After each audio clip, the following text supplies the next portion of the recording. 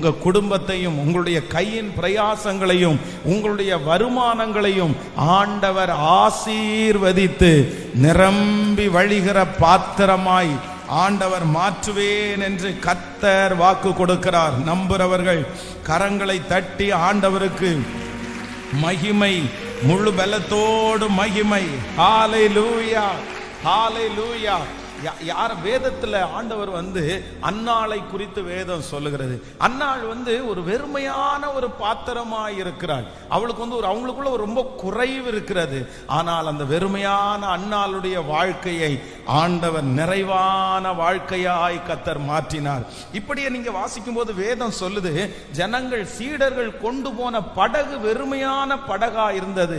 ஆனா அந்த படகை ஆண்டவர் அமிழத்தக்கதான மீன்களால் ஆண்டவர் அந்த படகை நிரம்ப பண்ணினார். நான் தீர்க்க தரிசனமாய் கர்த்தருடைய வார்த்தையை சொல்லுகிறேன்.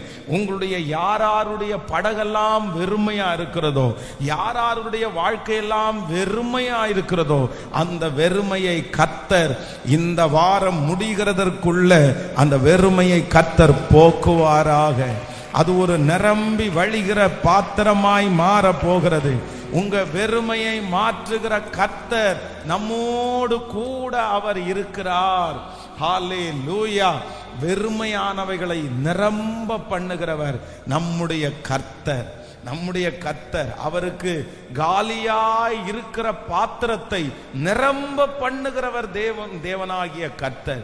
வேதம் சொல்லுகிறது, அந்த தீர்க்கதரிசியினுடைய மனைவி தீர்க்கதரிசியினிடத்திலே கேட்கும் போது அவர் என்ன சொல்றார் அப்படின்னு சொன்னா, நீ ஒண்ணு பண்ணு, உன்னுடைய கடன் முழுவதும் முடிவதற்கு வெறுமையான பாத்திரங்களை வாங்கிட்டு வாங்க அப்படின்னா, ஏற்கனவே எண்ணெய் இருக்கிறதோ ஏற்கனவே பொருள் இருக்கிறதோ அல்ல, அந்த வெறுமையான பாத்திரங்கள் எங்க வச்சிருப்பாங்க அப்படின்னு சொன்னா, அதை ரொம்ப அது டெய்லி புழங்கிறது இல்லாதனால தனியா ஒரு ஓரத்துல யாருக்கும் தெரியாத ஒரு இடத்துல ஒதுக்கி வைக்கப்பட்டிருக்கிறது தான் வெறுமையான பாத்திரங்கள்.